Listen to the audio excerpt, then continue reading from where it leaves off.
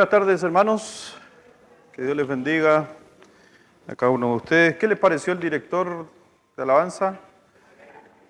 ¿Anduvo bien? ¿Primera vez? ¿No? Que yo lo vea primera vez. ¿Está aprobado? Viene otro. Le anuncio que viene uno que nunca se ha subido a dirigir. ¿Amén? Dios va proveyendo. Bueno, la semana del día domingo que venimos haciendo una serie acerca del amor, ¿cierto? Venimos hablando del amor, cómo Dios nos ama y cómo realmente ha probado su amor con muchas acciones maravillosas hacia nosotros. Pero en el día de hoy venimos a estudiar. ¿Usted tiene ganas de aprender? Amén. Y muchas veces tenemos que aprender porque sabemos que, en especial el día miércoles, nosotros estudiamos un poco más que lo que es una serie el día domingo estudiando un tema. Porque son temas que constantemente vamos a tener la lucha. Acuérdense que Satanás siempre desde un principio ha querido sembrar la duda sobre la palabra, fue lo que hizo con el Señor Jesucristo. En el Antiguo Testamento muchas veces el Señor a través de los profetas envió y dice justamente el Señor que Dios mandó profetas y todos los terminaban matando, siendo que ahí estaba la fuente del mensaje de Dios, terminaban matando a los profetas. Y el tema que vamos a estar tocando hoy día y vamos a estar examinando es para responder un poquito, hablar acerca de la gracia de Dios. Hoy día hay una mezcla, nuestras tradiciones, y yo sé que muchos de ustedes no tienen duda de su salvación. ¿Amén? ¿Tienen duda de su salvación? No, pero el problema muchas veces es que nosotros, por ejemplo, conversamos con alguien en la calle, estamos haciendo evangelismo y el 90% de la gente que conversamos en la calle, por lo regular, tiene un concepto de que van a ir al cielo por cosas que hacen, por acciones. Y muchas veces nosotros les vamos a aprender un par de versículos, le vamos a decir que todos somos pecadores, así que no hay nadie que se salve, pero a veces el mismo cristiano, muchas veces me ha pasado a mí en los años que llevo pastoreando, que hay personas que inclusive llevan años en la iglesia, pero a veces Satanás es tan astuto y siembra la duda de la gracia sobre nosotros. Hoy día una gracia muy mal entendida para algunos, e inclusive de nuestra tradición, de la tradición de donde venimos, en su gran mayoría del país, me refiero a la religión que veníamos antes, estaba muy firme, se podría decir, esta posición de la gracia con las obras, una mezcla, una mixtura. Después, algunas iglesias que vienen de la Reforma y algunas más modernas como del 1900, empezaron a enseñar esta doctrina acerca de la salvación que se puede perder. La salvación depende mucho de lo que nosotros hagamos y ocupan términos como el que persevera hasta el fin, este será salvo. Y ahí dice, ¿viste que dice perseverar? Y sin obviamente olvidarse de la gracia. Y queremos demostrar justamente, y quiero demostrar que nuestra relación con Dios, por si acaso, no se puede determinar en cosas de obras, sino simplemente en lo que Dios ha hecho por nosotros. Y muchas veces vamos a entender la palabra y quiero partir con esta pregunta para algunos de ustedes, o para todos, ¿qué es lo que es la gracia? No me responda Efesios, por si acaso, porque estoy preguntando en sí, ¿qué es lo que es la gracia? Un regalo, sí, un regalo no merecido. Entonces, esa es la más común, ¿cierto? Un regalo no merecido. Pero cuando hablamos de la gracia, hay que ir muchas veces al origen y a la fuente. La palabra gracia viene de la palabra en griego que es charis, ¿ya? La palabra en griego para charis es una palabra específicamente que se refiere a un favor hecho sin que usted haya hecho nada. De ahí viene la palabra favor, o charis, o gracia para nosotros. Y es por eso que quiero invitarle a ver su Biblia, después de esto vamos a orar. En el libro de Romanos, capítulo 4, Romanos 4,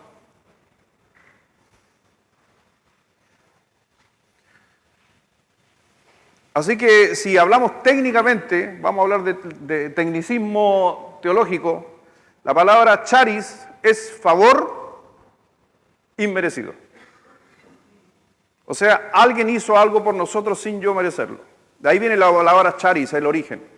Nosotros le ponemos regalo, ocupamos mucho la palabra gracia, pero no obstante hay que entender que la palabra favor en el español se puede malinterpretar muchas veces, pero no así en el griego.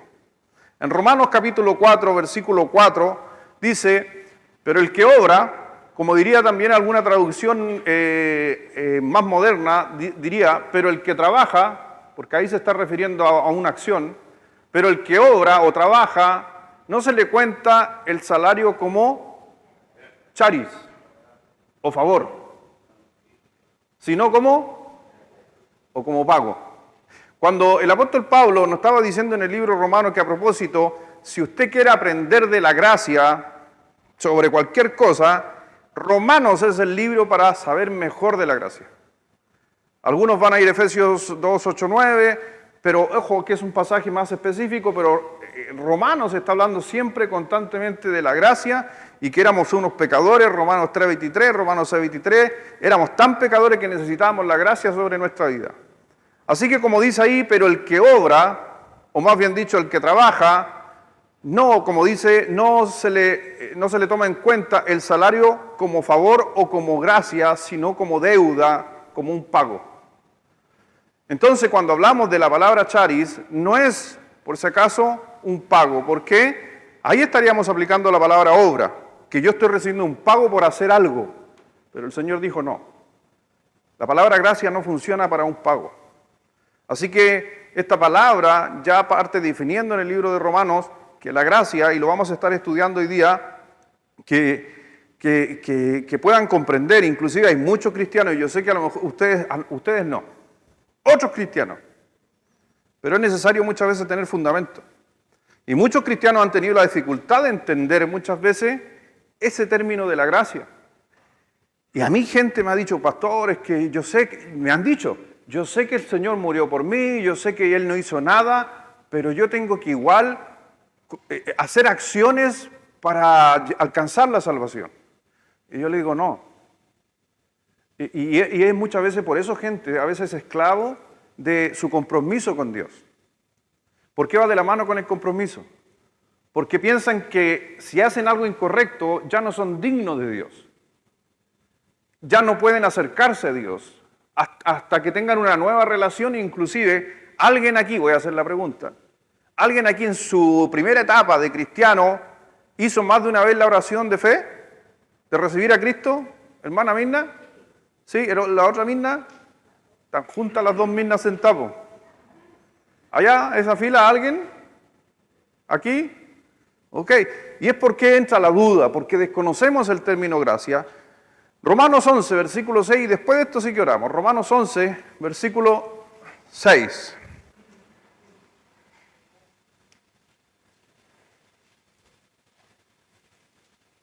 ¿Cómo se dice gracia en griego? Charis. Así que anótela ahí en su Biblia, raye su Biblia, los que haga una línea y ponga ahí cuando aparezca la palabra gracia. Dice en Romanos 11, versículo 6, dice, y si por gracia, ya no es por obras, de otra manera la gracia ya no es gracia. Y si por las obras ya no es gracia, de otra manera la obra. Mi hermano, déjeme decirle algo, que la palabra de Dios, por lo menos a mí, es tan maravillosa que se explica sola. Por eso dice la Escritura que la Biblia no es de interpretación privada, es pública. Solamente que hay que buscar muchas veces los textos específicos y correctos, entender el contexto para poder justamente comprender. Ahora, Dios también, no se olvide de esto, Dios también constituyó a algunos, como los pastores, que puedan aclarar muchas veces este tema. Entonces, cuando vemos aquí un texto, el Señor es tan simple diciendo, si uno es salvo por la gracia, ya no tiene nada que ver con las obras. Así de simple lo está poniendo. Y es sumamente clara la palabra de Dios. Lo voy a leer nuevamente, léalo usted. Todos juntos, a la 1, a las 2 y a las 3.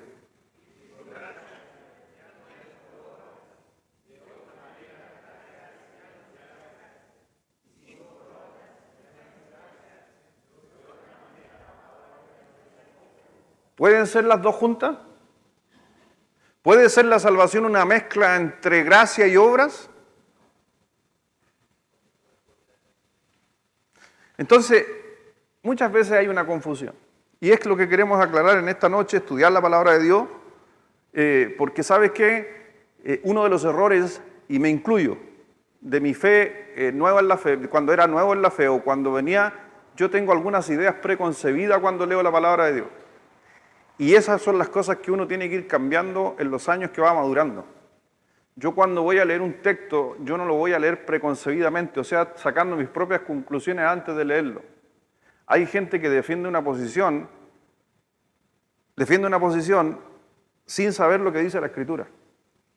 Y hay personas que a veces defienden inclusive la justificación por obras, sin ni siquiera tener algunos textos para poder fortalecer y unos textos aislados. Por eso vamos a empezar, hagamos como que estamos de cero y vamos a estar aprendiendo de la gracia, para que no estemos ahí, no, pero es que yo sé, es que no, porque hay cosas que se nos van a escapar, porque me encantan algunos textos que ocupé en esta noche, por ejemplo, Efesios 6, ¿se acuerda de la armadura? Amén. Y dice la coraza de justicia. ¿Le gusta ese texto, no? Ahora, ¿usted de dónde sacó la coraza?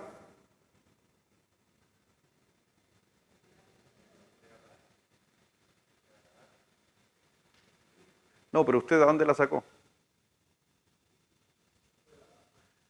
Muy bien, hermano, gracias porque el texto lo dice literalmente. Le fue dada. ¿Qué hizo usted? Tome, póngasela. Textos como eso nos dan fortaleza a la justificación por gracia y no por algo que yo haya hecho. Yo no me hice una coraza, a mí me dieron una coraza. ¿Amén? ¿Y cuánto yo hice por esa coraza o pagué por esa coraza? Nada. Vamos a orar. Padre, gracias Dios te damos en esta noche por permitirnos estar aquí en tu casa. Dios, danos entendimiento, danos sabiduría, ayúdanos a retener textos que muchas veces nos van a servir a la hora de poder hablar, aconsejar a algunas personas. Ayúdanos, Señor, que los textos también nos fortalezcan a nosotros para poder declarar con verdad, con la palabra de Dios, que a través del Espíritu Santo, sobre todo en la gente que no te conoce, profundamente en sus corazones se cala y ellos empiezan a razonar producto de la fe que justamente sabemos que viene de lo alto.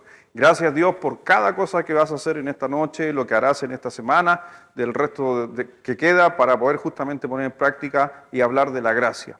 Mi Señor, gracias simplemente por todo lo que has hecho. Todo lo has hecho tú por nosotros, ahora nos queda obedecernos. Bendice a cada uno, a los que están en línea, a los que están aquí, a los que están en clases. Nos estés acompañando en esta noche, en el nombre de Jesús. Amén. Así que cuando uno hace la pregunta, muchas veces a alguien de las personas de afuera o a personas que el día domingo vienen de visita y uno pregunta, si tú te murieras, ¿a dónde vas a ir? Es una pregunta que siempre sirve, cala, hacemos pensar a la gente y la gente dice, yo creo al cielo. Otros dicen, no sé. Otros dicen, donde Dios quiera. Y uno dice, pero ¿por qué tú crees que vas a ir al cielo? ¿Y sabe cuál es la pregunta? Porque no he hecho nada malo.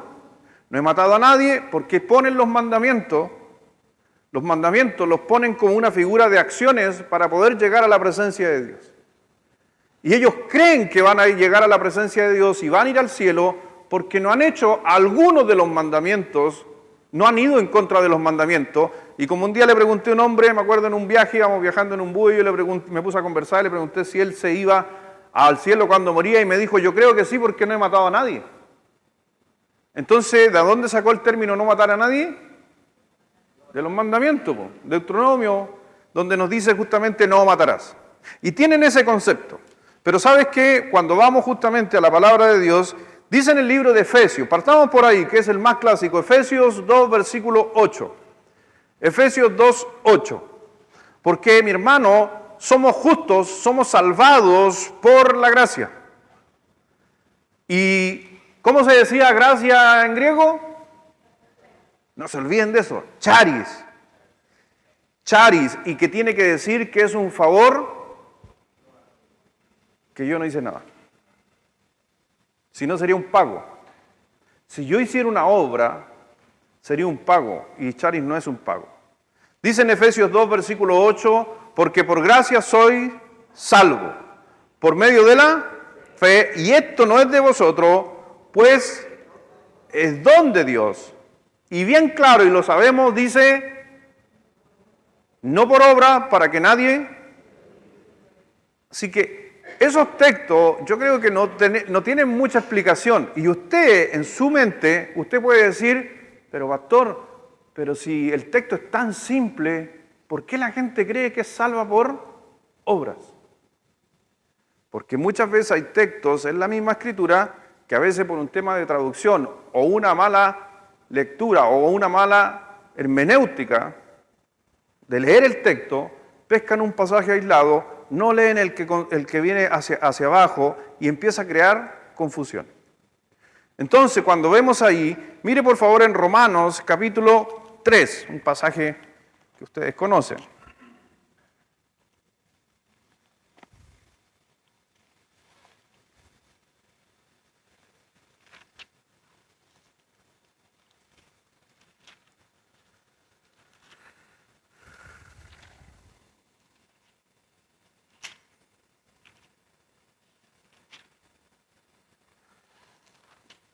Está en Romanos 3, versículo 20 en adelante.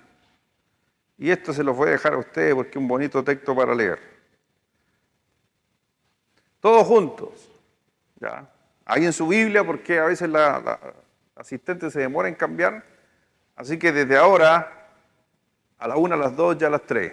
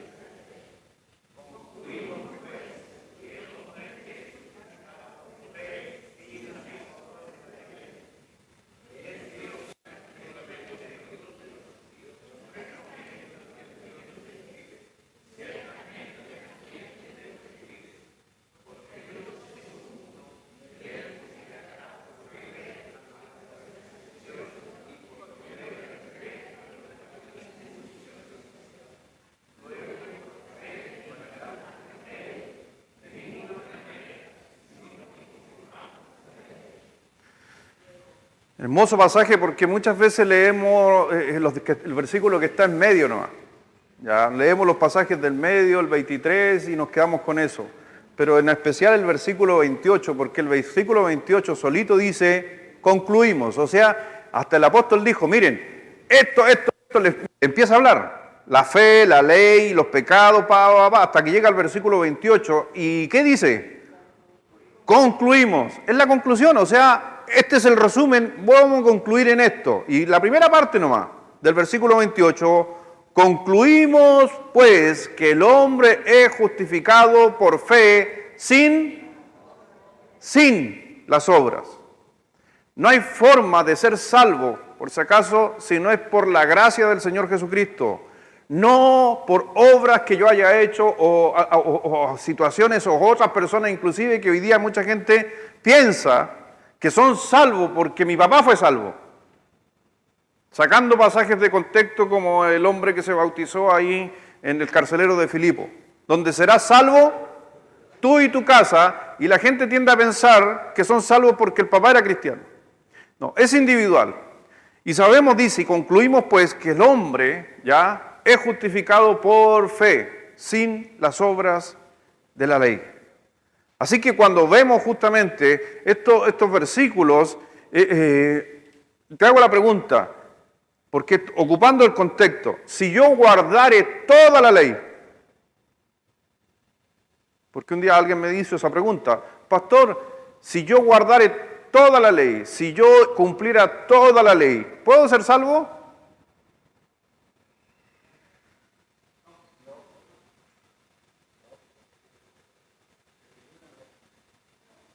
Me encanta, me gusta esa palabra.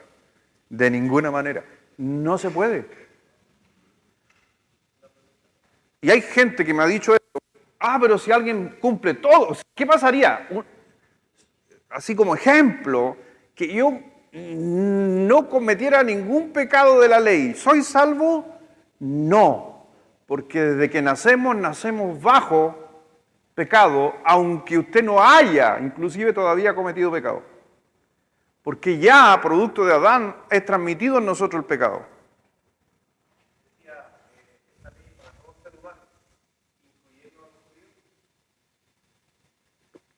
Incluyendo a los judíos. Es que nunca, es muy buena pregunta, tendemos a pensar que si un judío practicaba la ley podía alcanzar la salvación. Mi hermano, desde el día uno de la creación del hombre, la salvación es por gracia.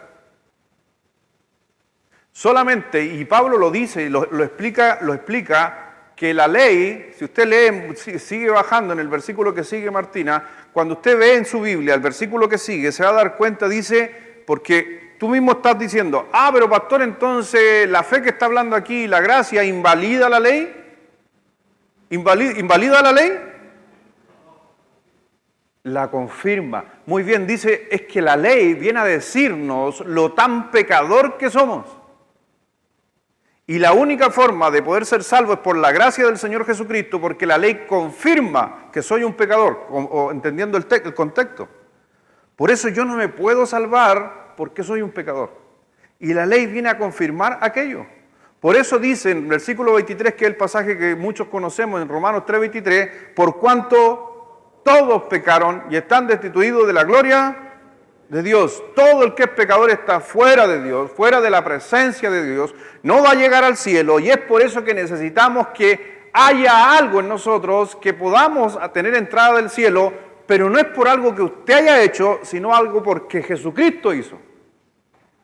Y a eso el Señor, la muerte te la regaló, te la dio, te dio la salvación, y es por eso que es por gracia. La redención es en Cristo Jesús. No es lo que tú y yo hayamos logrado. Pero hay gente que todavía cree que su salvación es porque no es tan malo. No es tan malo. Que no soy tan malo. No pasa por mi justicia, pasa por la justicia de Dios. La justicia viene de Dios. En Gálatas capítulo 2, versículo 16...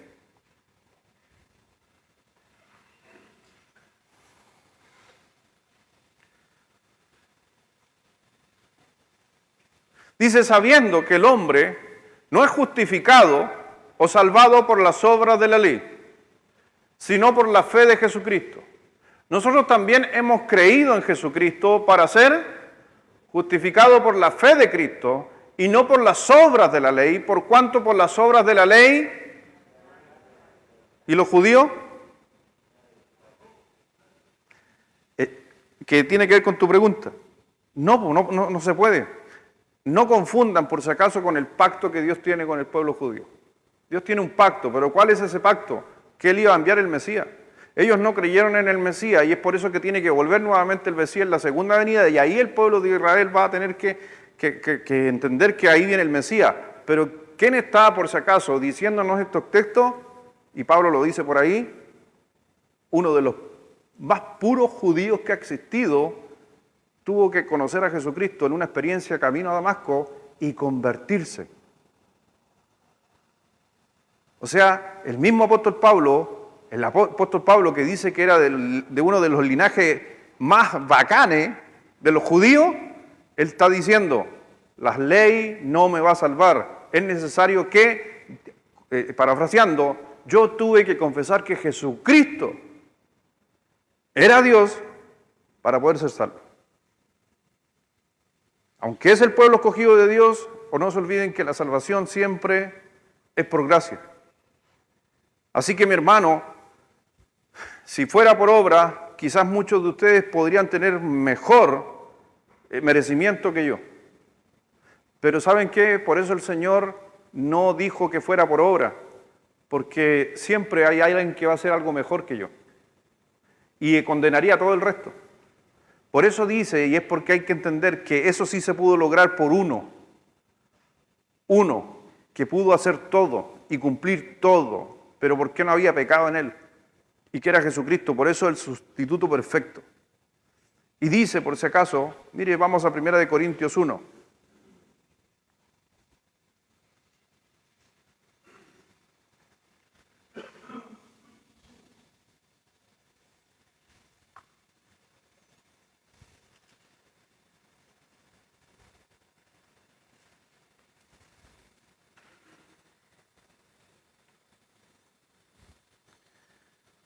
Por eso no es nuestra habilidad, mi hermano, de alcanzar la salvación.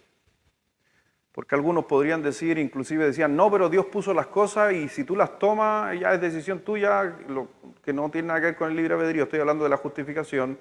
Y ellos piensan que el Señor nos salvó y ahí está la salvación. El que la toma se salva. No, porque es un regalo. Tuvo que haber fe en ti, el Espíritu Santo tuvo que convencerte y Dios te la dio. ¿Me doy a entender lo que estoy tratando de decir o no? ¿No? Es que miren, comprendan, trato de entender esto porque dentro del mundo cristiano también se confunde. Piensen ustedes en un regalo, en una cajita con un regalo y en la cajita con el regalo dice Álvaro. Y vino Dios, pescó un regalo, le echó la salvación adentro y le puso Álvaro. Y dejó la caja ahí.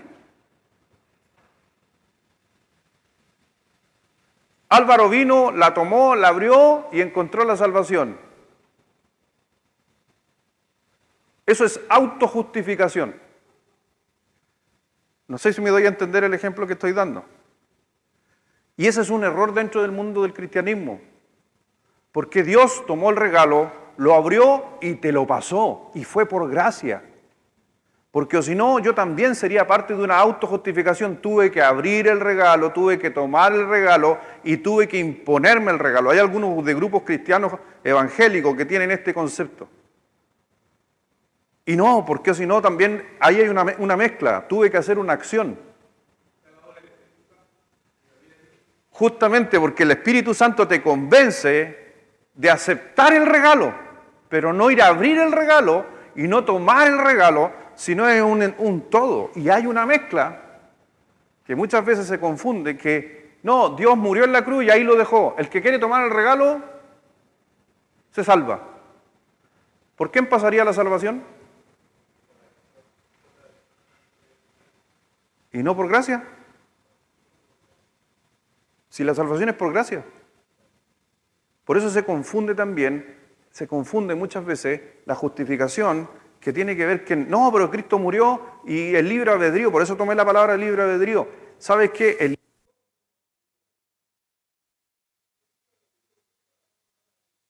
Dios te va a dar la gracia. No para tú buscar la gracia, porque el don viene ¿de quién? De Dios. Trato de poder explicarle algo que lo pueda comprender, porque eso sucede en muchos cristianos, que tienen el concepto de que ellos se ganaron la salvación, aunque no fue por sus obras, pero ellos tomaron la decisión de ser salvos. No se olviden que Dios pone Dios, pero tú a través del Espíritu Santo, como decía el hermano, tú respondes a esa salvación. Es Dios obrando 100% en tu salvación. En 1 Corintios, capítulo 1, versículo 30. Y eso aclara lo que acabo de dar la explicación. Más por ustedes están en Cristo. ¿Dice eso, no? No, es que yo tomé la decisión de ser salvo. No, fue por Cristo.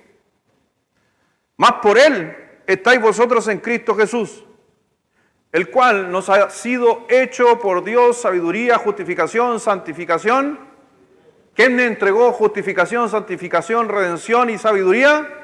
Dios. ¿De dónde viene? De lo alto. ¿Qué hizo usted? Nada. Eso es gracia. Ahora usted me va a decir, pero pastor, ¿y cómo yo llegué a tomar una decisión? Porque Dios tuvo que intervenir a través del Espíritu Santo, que es Dios. Y usted se convenció de que eso es verdad, y fue y recibió el regalo. Por eso, mi hermano, versículo 31. Entendiendo el contexto de lo que acabamos de leer en el versículo 30, dice, para que, como está escrito, el que se gloríe, o sea, no se puede gloriar que usted hizo algo, todo lo hizo Él. Por gracia, fue por Él. Por eso, cuando usted ve, para que como está escrito, el que se gloríe, gloríese en el Señor. Pero en el versículo 30, devuélvete Martina, por favor, dice, más por Él estáis vosotros en Cristo Jesús, el cual nos ha sido hecho, ¿ya? Somos nosotros, estamos recibiendo algo que Dios hizo en nosotros. No dice nos hicimos en Él, se hizo en nosotros. O sea, Cristo en nosotros y no nosotros en Cristo. Por eso, y ojo, que estamos hablando de qué cosa? De la gracia, y donde todos manejamos la gracia y sabemos de la gracia que somos salvos, pero a veces hay que entender que hay hoy día una mezcla, donde mucha gente hoy día se condena a sí mismo en su corazón porque sentían que tenían que lograr algunas obras para poder pararse delante de Dios, algunas por su producto de su falla, el Señor como que les quitaba su gracia, y no, mi hermano. Porque en Efesios capítulo 2, versículo 10, Efesios 2:10, cuando vemos justamente, en el versículo 8 está hablando de la salvación por gracia, pero en el versículo 10 dice el Señor que Él había preparado. ¿Cuándo? Mire lo que dice, porque somos hechura suya, creados en Cristo Jesús, para buenas obras, las cuales Dios preparó. O sea, Dios obró en nuestra vida antes que nosotros naciéramos. Entonces no quiere decir que usted, en esta vida entendió todo esto y fue salvo. Dios ya venía preparando desde antemano. Dios en su presencia, en el conocimiento del futuro que Dios tiene, porque Él lo ve todo, Él sabía que tú vas un día a tomar una determinación. Y Él ya venía preparando de antemano justamente todo lo que iba a suceder en tu vida, el Espíritu Santo hablando, la persona que te iba a convencer, la persona que te iba a hablar para que el Espíritu Santo te convenciera, el lugar donde lo hiciste, en la iglesia o en el sermón o en donde estuviste, cómo te convertiste. Dios tenía todo de antemano. Así que mi hermano, entienda que cuando hablamos de gracia no tiene que ver para nada con obras, no son para nada las obras el fundamento en nosotros de lo que creemos. Mire por favor Efesios 6, el pasaje que yo le mencionaba.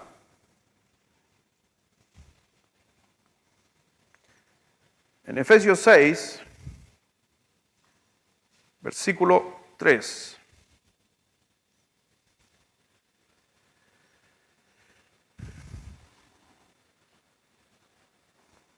Versículo 13, disculpe.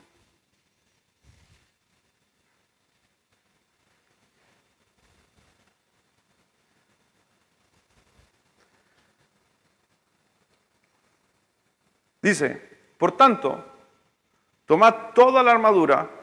¿De quién? ¿De quién es la armadura? Ya. Para que podáis resistir en el día malo, y habiendo acabado, todo está. Si tú te das cuenta, en este primer texto, vemos que la armadura es de Dios. ¿Ya? La armadura es de Dios. Y no es, primero, ¿es una armadura que tú construiste? No, es una armadura que ¿quién construyó? Dios. Y la única función mía es que tú te pones la armadura. Pero la armadura es de Dios. Y Dios la hizo disponible. Por eso dice, miren, el versículo 14, dice, estad pues firmes, ceñidos vuestros lomos con la verdad y vestidos, ¿con qué cosa? Con la coraza de justicia. Así que vemos justamente que esta armadura que Dios le había hecho, que es la coraza de justicia, se describe del versículo 14 hasta el versículo 17, y ojo, si usted lee del 14 al 17, bajemos al 15, Martín, hasta el 17, dice, y calzados los pies en el apresto del Evangelio de la paz, sobre todo tomad el escudo de la fe con que podáis apagar todos los dardos del fuego del maligno, y tomad el yelmo de la salvación y la espada del Espíritu, que es la palabra. Figurativamente, tomad, nuevamente, ¿forjaste tú la espada? ¿El yelmo de la salvación? No, el casco de la salvación, no, tú no lo hiciste. Todo te llegó y todo se te pasó. Por eso cuando miramos estos textos, que no son muchas veces textos ocupados para hablar de la gracia, demuestra la gracia en acción a través de esta metáfora que el Señor está haciendo de una coraza. Yo no hice nada, se me pasó todo. Y no se te pasó la coraza porque eras un buen soldado. Se te pasó la coraza a ti y a mí porque somos unos pecadores y que necesitábamos la gracia de Dios para poder defenderlos del enemigo. Si la única manera es justamente a través de eso. Por eso el Señor dijo en Romanos 10, en Romanos 9:10, que si confesamos con tu boca que Jesús es el Señor y creyeres en tu corazón que Dios le levantó de los muertos, serás salvo. Cuando dice en tu corazón, literalmente no es el corazón. Que muchas veces la gente tiende a pensar románticamente en el Evangelio. Porque en especial el Evangelio, ¿a dónde llega? ¿Dónde yo proceso mi salvación? ¿Aquí o aquí? ¿Por qué me pongo el yelmo de la salvación? Porque aquí ataca a Satanás. ¿Ya? Así que en mi mente, por eso Dios tuvo que mostrarme a través de la palabra de Dios la predicación. Por eso usted cuando le predica a una persona, por eso suena romántico el corazón, este músculo, pero en realidad es un proceso de nosotros, de nuestra mente, que sí obra en el corazón por si acaso. No lo saquemos. Por eso el Señor cuando dijo en Proverbios 4:23, de toda cosa guardada, guarda tu corazón porque de él mana la vida, ¿ya? Pero está hablando justamente que es lo que después Romanos 12 dice, que tenemos que no tenemos que conformarlo a estos signos, sino tenemos que transformar nuestra manera de pensar. Ahí no dijo cambiar nuestro corazón, sino que ahí ya habla del pensar, donde obra la palabra de Dios.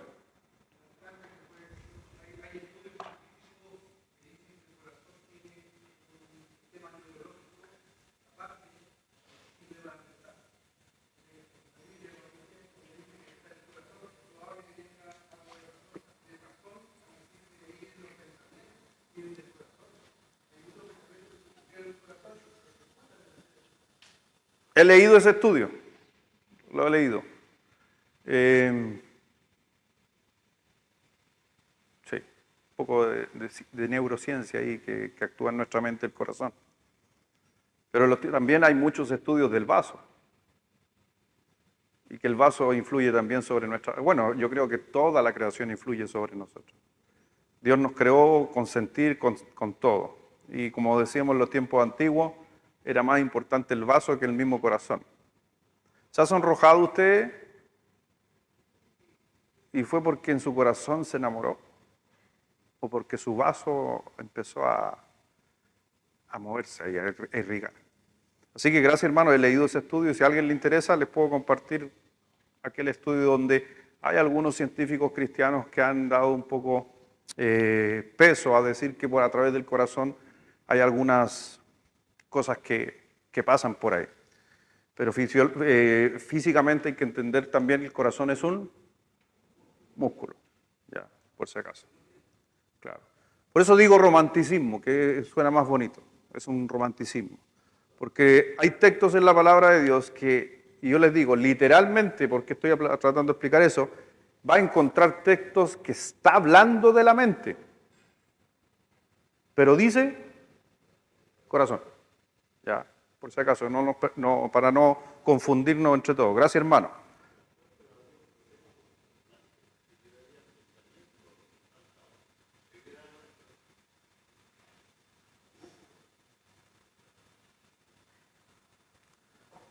Se fue en la profunda, hermano. Déjeme decirle. Está buena esa, porque si yo soy salvo, ¿por qué tengo a Cristo en mi corazón? Y si me trasplantan el corazón, ya no tengo a Cristo. En ese corazón se fue Cristo para otro lado. Buen punto. Buen punto, hermano. Bien, hermano. Los chicharrones están haciendo efecto ahí.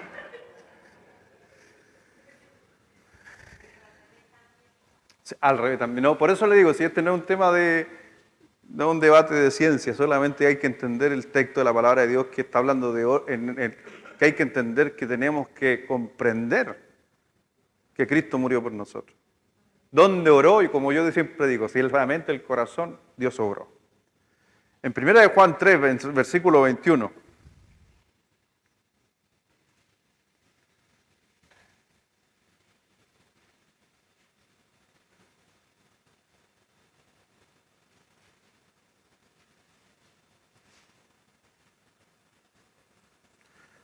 Por eso cuando el Señor nos habla, sobre todo en la salvación, hablando de la salvación, cuando yo tomo la decisión de ser salvo por la gracia, porque comprendo su gracia y soy salvo, nosotros lo que deberíamos hacer con todo nuevo creyente es armarlos.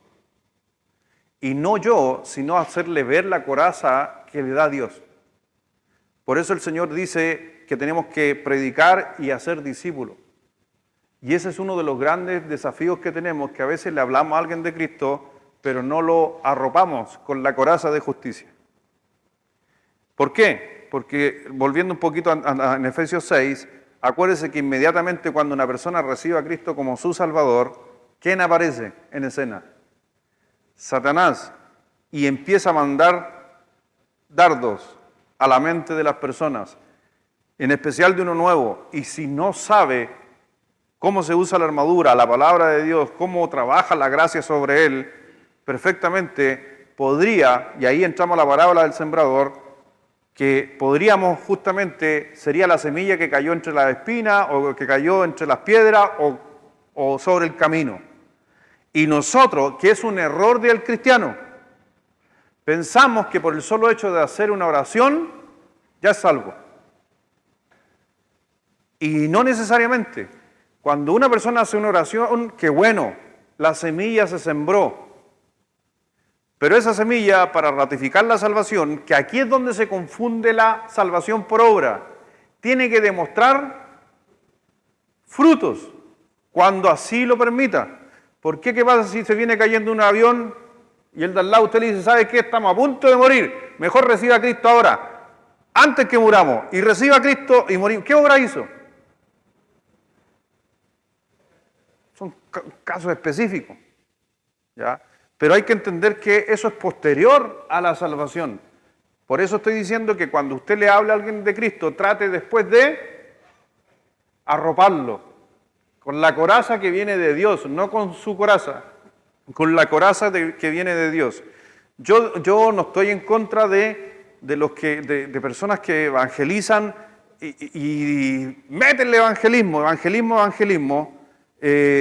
Ojalá fuera así, pero yo siempre digo, yo puedo predicar el evangelio y ganar 1000 personas, pero tenemos que preocuparnos de que la gran comisión se compone de 3 partes, no de una.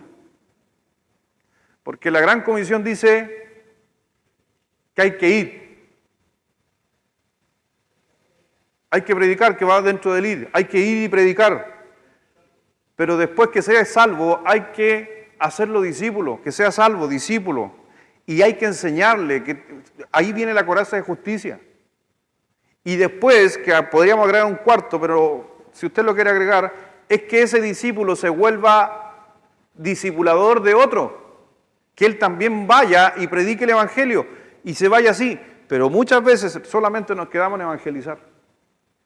Por eso la gran comisión, no se olvide nunca que la gran comisión que se dio en Mateo 28, 19 en adelante, no es una sola parte.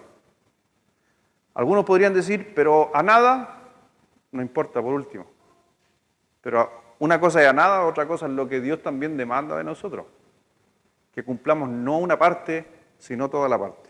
Esta es una apreciación personal, por si acaso, versus otra forma que hacen a veces las personas En 1 de Juan, capítulo 3, versículo 21,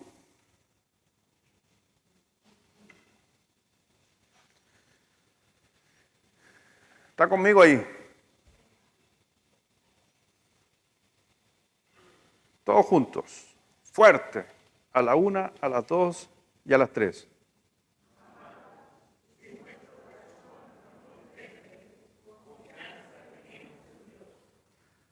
¿Cuál palabra usted para la más importante en ese versículo?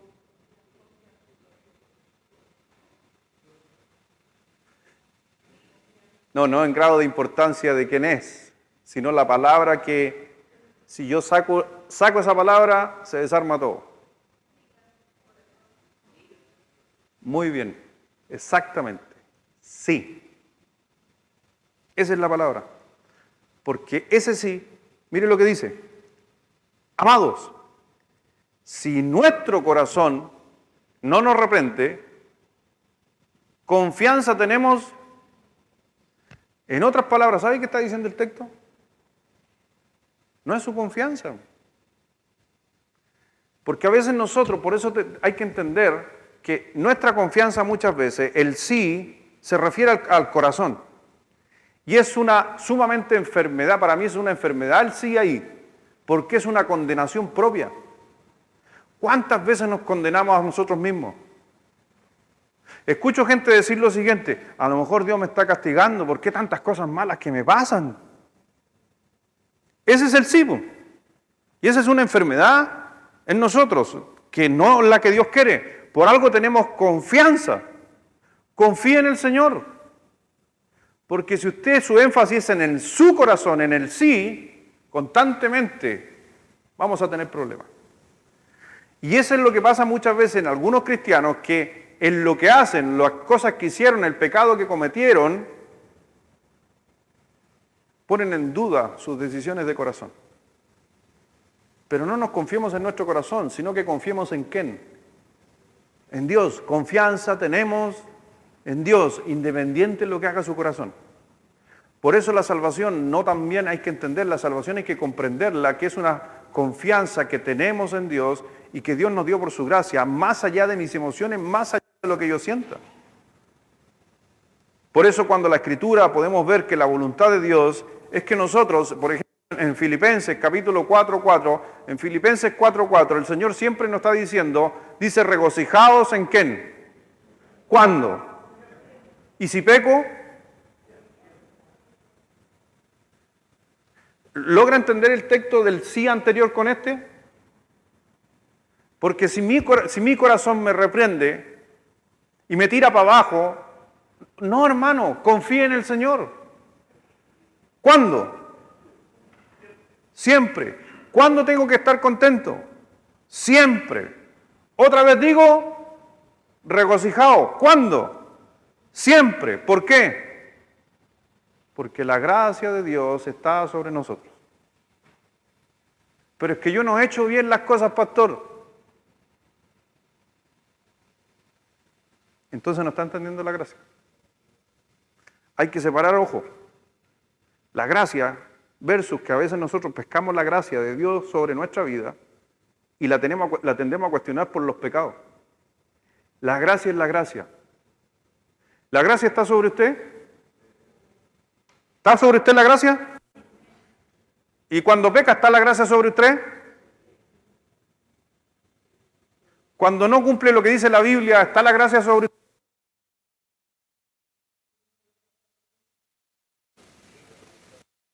La gracia, no del pecado. ¿Amén? No voy a salir de aquí, me voy a ir a pecar y me va a pasar bien y voy a reír porque el pastor dijo, no, yo no dije eso. Lo que usted tiene que entender es que si hay situaciones difíciles, si la gracia sigue operando en nuestra vida y yo no tengo que hacer nada, porque está la gracia de Dios sobre mi vida. Por eso cuando decía en el libro de Efesios, capítulo 6, versículo 14, dice, estad pues, el otro día dije eso, ¿cierto? ¿Dónde está mi hermano Alejandro? Estad pues firmes y ceñidos vuestros lomos con la verdad, vestidos con la coraza. ¿Qué tengo que hacer entonces yo?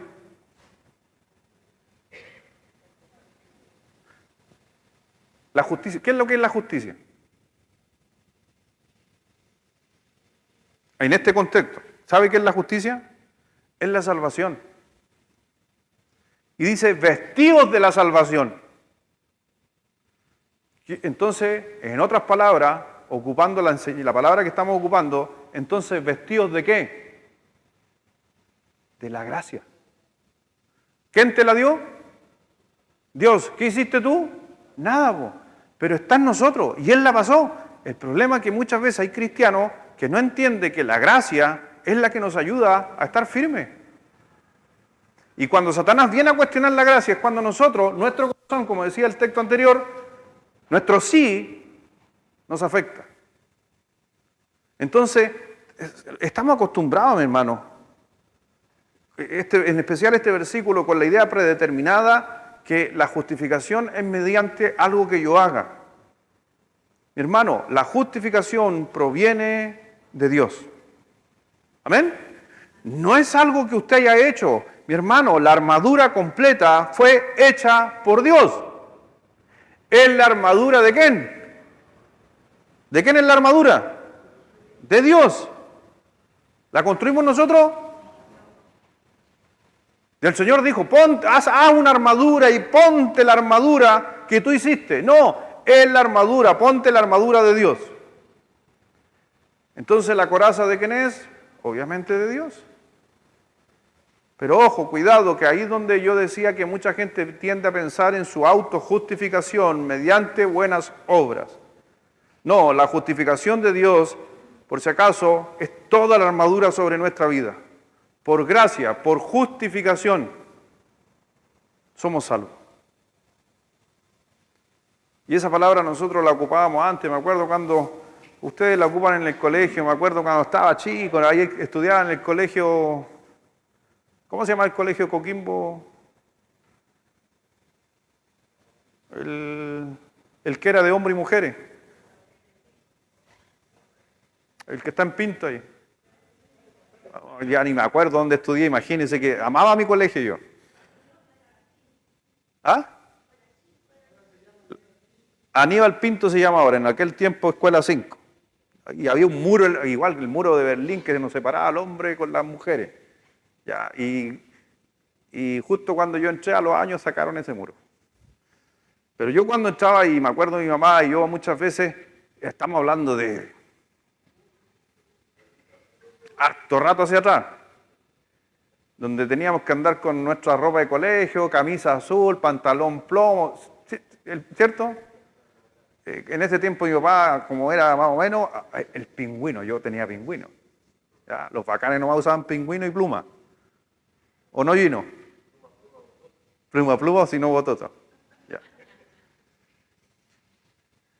Y a veces la ropa no se secaba el fin de semana. Y venía mi mamá y ponía aquí. A propósito, les digo algo, si tienen alguna vez la oportunidad de mirar la letra de mi madre, es una de las letras más preciosas que yo no he visto otras letras tan bonitas como la de mi mamá. Y no es que sea mi mamá, pero ella escribe mano escrita. Y así como diploma antiguo. Escribe precioso mi madre. Entonces, mi mamá ahí. Señor o estimado profesor, ruego a usted, por favor, justificar a mi hijo por el producto de ir con un pantalón que no es del colegio y firmada la apoderada. Eso es un justificativo, para que entienda la justificación. Yo no hice nada, ella lo hizo. Yo no iba, porque ese justificativo me estaba diciendo, no le tomen en causa porque va vestido así. Y la salvación, la justificación en Cristo es exactamente igual. Yo no podía entrar al colegio si no iba con la ropa del colegio. Pero como mi madre hacía un justificativo, el inspector decía, pase, adelante, vaya, no hay problema. Y dése cuenta de que la salvación, el cielo, si lo quiere mirar de esa manera, es exactamente igual. Yo por mi pinta y usted por su pinta no podíamos entrar al cielo. Pero vino el Señor Jesucristo y con una pluma en tinta, en sangre, hizo un justificativo. Y le dijo al inspector general, Dios, por favor no le tome en cuenta lo mugroso que va a clase. Déjelo pasar, por favor, yo hice todo por él. Y nos entregó un justificativo. Mi hermano, esa es la coraza de justicia en nosotros. La gracia, la salvación sobre nuestra vida. No podemos entender que yo tengo que hacer algo para poder entrar a la presencia de Dios. Todo lo hizo el Señor Jesucristo. Por eso dice la Biblia, todos han pecado y fueron destituidos de la gloria de Dios. Nadie puede entrar a la presencia de Dios. Como decía Romanos, mire Romanos 11, versículo 6.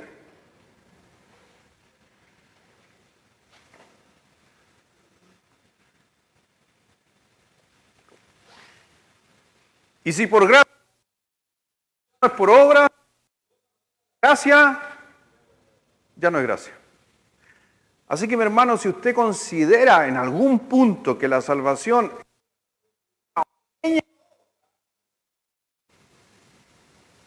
así que somos salvos por la gracia del Señor Jesucristo. Pero mucha gente a veces, inclusive creyentes, hoy día están en una confusión porque los mismos textos, como nos ordenan, ocupan otros textos para hablar, por ejemplo,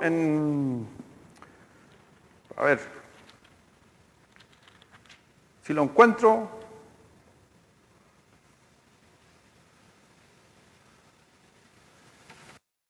vamos al libro de Lucas. No, Marco. Vamos a Marco. Los Marcos, siempre los Marcos. Algo tendrán los Marcos.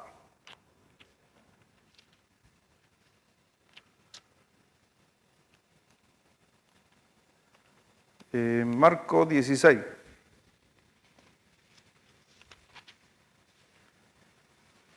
Como dice por ahí una frase muy antigua y muy famosa, que un versículo fuera de contexto es un buen pretexto. ¿Estamos de acuerdo? Marco 16, Martín, versículo 16.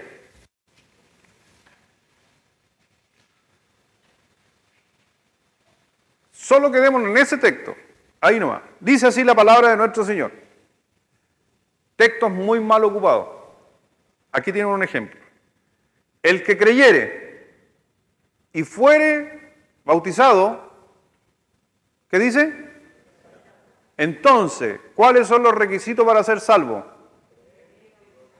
Muy bien, creer y bautizarse. Por eso bautizan a los niños chicos.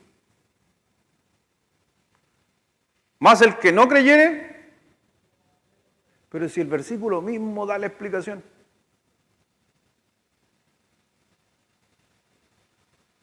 ¿Dónde está la salvación? En el creer, no en el bautismo. Por eso después lo corrige. Más el que no creyere, no el que no se bautizó, el que no creyó, se va a ir al infierno. Porque si yo fuera salvo por bautismo, adivinen, sería una mezcla de la gracia de creer y el bautismo que sería la obra. ¿Se dan cuenta qué es la mixtura? Y a usted, acuérdese que a usted lo bautizaron. Cuando niño, ¿no? Ustedes me bautizaron también. Mami, usted me llevó a bautizarme. Que me echaran agüita. ¿Para qué?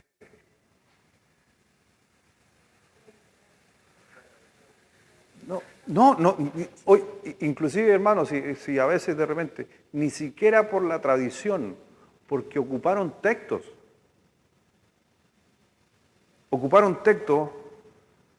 que a la final los sacan fuera de contexto. Podría seguir con Mateo, por ejemplo, uno de los, no sé, Mateo 24, cuando dice que el que no persevera hasta el fin, este no será salvo. Mateo 24, no me acuerdo la cita, si alguno por ahí la ve, pero lo mismo, cuando usted lee el contexto, parte con el Señor Jesucristo predicando en Mateo 24, ¿Y de qué está hablando en Mateo 23 y 24? De las señales del fin. Entonces, ¿cuál es el contexto? La venida de Cristo. ¿Cuál es la forma de salvarse la gente que va a estar en la tribulación? Lo hemos enseñado otras veces. Nosotros nos fuimos, amén. Cristo vino, nos llevó. Quedó gente aquí en la tierra, en la tribulación. ¿Estamos de acuerdo? ¿Esa gente se puede salvar? Si persevera. ¿Y si no persevera hasta el fin? ¿Cuál es el fin? ¿Cuál es el fin en la tribulación? Ser mártir, muy bien, la muerte. Pero si yo pesco ese texto y lo saco del contexto, yo tendría, y ese texto yo podría, como algunos lo apoyarían justamente para decir, es que hay que perseverar o hay que hacer acciones para poder ser salvo. No, en ningún momento, porque estaría contradiciendo justamente la gracia. Por eso la palabra de Dios nos habla acerca de esa gracia. Ahora, y ya finalizando, hermanos, con este texto, Romanos 8, versículo 1.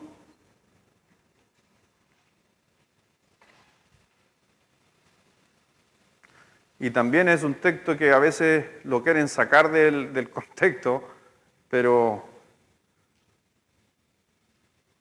miren lo que dice el versículo.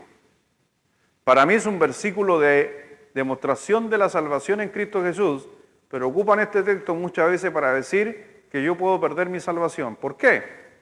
O por obra. Ahora pues, ninguna hay condenación para los que... Entonces, ¿le dan énfasis en qué cosa? Están. ¿Y si no estoy? Pregunta. ¿Y si no estoy? Nuevamente, es que están basando una doctrina en una palabra y ahí yo debería preguntar, ¿y qué es lo que es estar?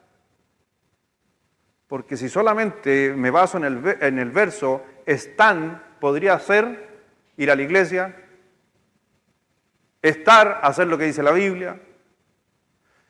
Ahora pues ninguna condenación hay para los que están en Cristo Jesús. Los que no andan, ¿qué dice? Si no conforme, entonces muchos van a decir, pero y si yo hago cosas de la carne, entonces no estoy en Cristo. ¿Se da cuenta? Y no entienden que Romanos, lo que más habla el libro de Romanos, ¿sabe de qué es lo que es? De la gracia, de la salvación por gracia, y que condena la ley y dice, no somos salvos por la ley. Texto en el sentido de que no hay ninguna condenación para los que están en Cristo Jesús. Y yo veo a estos hombres, o en este texto que Pablo nos dice en Romanos 8, se está refiriendo a creyentes salvos. Porque el vivir en la carne, hay que entender lo que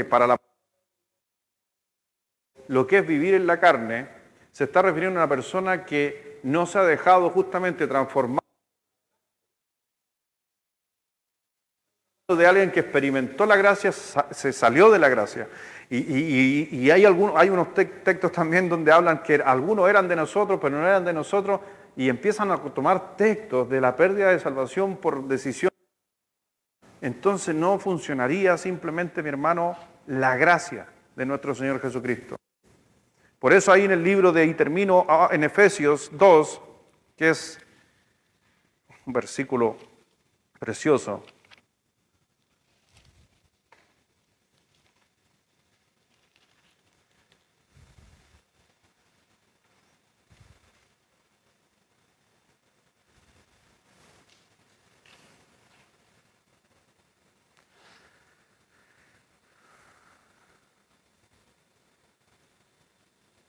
Versículo 1.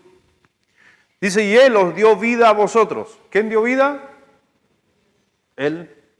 Cuando estabais muertos en vuestros delitos y pecados, en los cuales anduvisteis en otro tiempo, siguiendo la corriente de este mundo, conforme al príncipe de la potestad del aire, el espíritu que ahora opera en los hijos de desobediencia, entre los cuales también todos nosotros, ¿qué dice?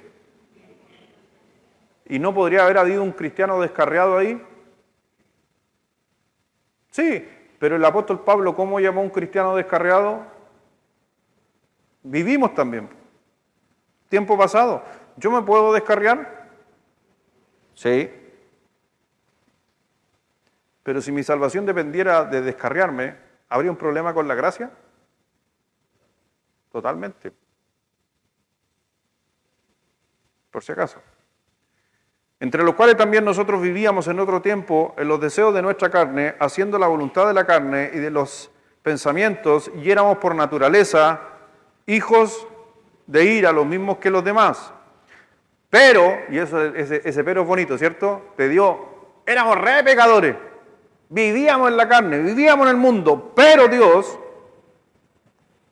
que es rico en misericordia, por su gran amor, no el amor que yo haya hecho, en lo que Él nos amó, con qué nos amó, aún estando nosotros, ¿qué dice? Aún estando muertos, nos dio vida. ¿Quién nos dio vida? Él. ¿Y en qué condición estaba yo? Muerto. Yo nunca estuve vivo. Si yo hago acciones y hago obras buenas para alcanzar la gracia, podríamos decir que estamos vivos, pero el Señor siempre le llamó nuestra condición, antes de ser salvo, muerto. ¿Y qué hace el muerto? ¿Puede hacer algo por sí mismo el muerto? El muerto estamos. Pero estando muerto nos dio vida. Él lo hizo. Y mire lo que dice, nos dio vida juntamente con Cristo, y entre paréntesis, lo puso muy bien el apóstol, ¿qué dijo? Por gracia soy salvo. Y juntamente con Él nos resucitó y asimismo nos hizo sentar en los lugares celestiales, y dése cuenta que es ahora ya.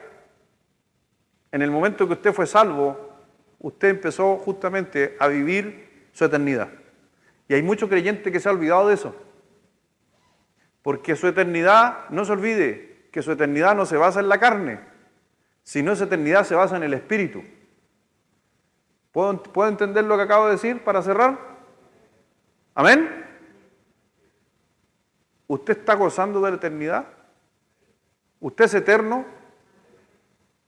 Y alguno dice, pero pastor, pero yo tengo que morir. No, pues su espíritu no muere. ¿Por qué es eterno? ¿Por qué tiene a Cristo en su corazón? Es el cuerpo que fue fundado en carne, tiene que volver al polvo, porque es un cuerpo contaminado. Y es por eso que el Señor dice que nos va a transformar en Tesalonicenses y nos va a dar cuerpos nuevos y todo lo demás.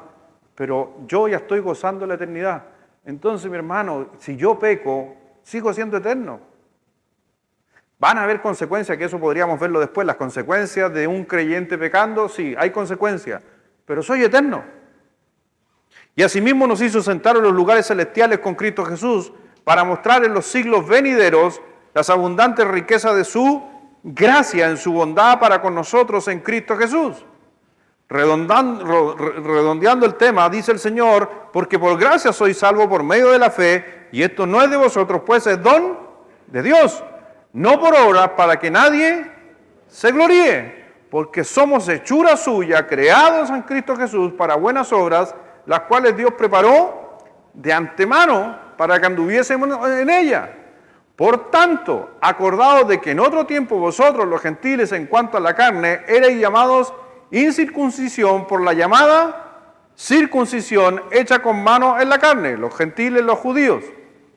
Y en aquel tiempo estabais sin Cristo, alejados de la ciudadanía de Israel y ajenos a los pactos de la promesa. ¿Cuál era el pacto que Dios tenía con el pueblo de Israel? Que iba a mandar un Mesías. Y no se confunda el pacto con Israel con el pacto que usted tiene. ¿Cuál es su pacto? El nuevo pacto hecho en la Santa Cena. Y ahora os doy un nuevo pacto hecho en mi sangre. ¿Cuál es el pacto que Dios prometió para nosotros versus los del Antiguo Testamento? Aquí a veces se confunden. El pacto del Antiguo Testamento es que la promesa que Dios le hizo: va a venir un Mesías por ustedes. El pacto en la sangre de Cristo para nosotros, morada celestial. Habitar con Dios. No es el mismo pacto. Porque la gente tiende a pensar que el pacto es la salvación. No, la salvación es por gracia, no es por un pacto. La consecuencia de creer en Jesucristo es que yo un día voy a morar con Él.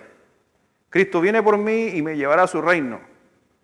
Por eso Cristo viene y nos lleva a su presencia, porque es parte del pacto. Pero todavía tiene que venir a cumplir el primer pacto, el Mesías, que ellos puedan entender, el judío, que Jesucristo es el Mesías. Porque el Señor dijo que Él no era hombre para que mienta. Sí o sí tiene que cumplir el pacto, porque es un Dios que cumple sus pactos. En aquel tiempo estabais en Cristo, alejados de la ciudadanía de Israel y ajenos de los pactos de la promesa, sin esperanza y sin Dios en el mundo. Pero ahora, en Cristo Jesús, vosotros, que en otros tiempos estabais lejos, habéis sido hechos cercanos, ¿por qué cosa? No por sus obras. Sois cercanos por la sangre de Cristo. Porque Él es nuestra paz y de ambos pueblos hizo uno, derribando la pared intermedia de separación, aboliendo en su carne a las amistades, la ley de los mandamientos expresados en ordenanzas, para crear en sí mismo de los dos un solo y nuevo hombre, haciendo la paz y mediante la cruz reconciliar con Dios a ambos en un solo cuerpo, matando en ella las enemistades, donde Dios dice, ahora el judío también tiene la oportunidad de creer en Jesucristo, y ustedes igual, ya no son diferentes. Y es por eso que el que vemos aquí escribiendo es un judío, de tomo y lomo, y que creyó en el Señor Jesucristo. Así que vino y anunció las buenas nuevas de paz a vosotros que estabais lejos y a los que estaban cerca, porque por medio de Él, los unos y los otros, tenemos entrada por un mismo espíritu al Padre. ¿Cómo puede llegar uno a Dios? A través del mismo espíritu y a través del mismo que hizo el sacrificio, Jesucristo. El único que puede llegar, o más bien dicho, el que pueda llegar a vivir y habitar en la presencia de Dios en la Nueva Jerusalén, sea judío, sea cristiano o gentil, es que confiesen que Jesucristo es el Señor. ¿Y qué pasa si un judío no recibe a Cristo como su Salvador? Pero cree, se podría decir, en la segunda venida en el Mesías. A lo más que ellos pueden optar es a la nueva tierra y los nuevos cielos, pero no a la nueva Jerusalén, porque eso está reservado solo a los que creyeron en la gracia que Jesucristo entregó su vida por nosotros. Y ahí a veces se crea una confusión. Cuando yo me muera, ¿a dónde voy a ir? ¿Qué está reservado para mí? El cielo, o más bien dicho, la ciudad santa, la nueva Jerusalén. ¿Que está dónde? En el aire. Y la gente o los judíos que pasen la tribulación, pasen el reino milenio, ¿a dónde van ellos? A la nueva tierra, pero no a la nueva Jerusalén. Por eso corremos con ventaja. Por eso el Señor dio su vida por nosotros. Pero si hoy día, y que hay que hacerlo, si usted llega a conocer a un judío, predíquele de Jesucristo. Porque si esa persona logra confesar que Jesucristo es el Señor, somos los dos iguales ya y tenemos la misma morada, allá en la presencia de Dios. Vamos a orar. Padre, gracias Dios te damos, mi Señor, por poder hablar, estudiar acerca de la gracia bondadosa tuya sobre nosotros, la cual tú hiciste todo. Mi Señor, que podamos aferrarnos a esta gracia, porque esta gracia también nos ayuda a sitiarnos firmes, a veces cuando también pasamos dificultades. A veces mucho cristiano piensa que Dios se ha alejado de él cuando ha cometido un error, siendo de que la gracia está operando en nosotros. Algunos ponen en duda y Satanás viene a poner en duda su salvación, se cuestionan realmente si son hijos de Dios. Hay que entender que yo no hice nada, todo lo hizo Él. Así que mi Señor, gracias por aclararnos y poder fortalecernos e inclusive poder ayudar a otros, personas que son nuevos en la fe o personas que en un día van a poder confesar a Cristo como su Salvador y hacerles ver que es la gracia de Dios operando en nosotros.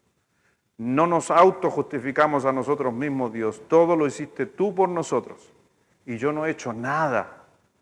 Yo no he hecho nada, ni puse mi fe, ni puse mis creencias, no fui y tomé el regalo.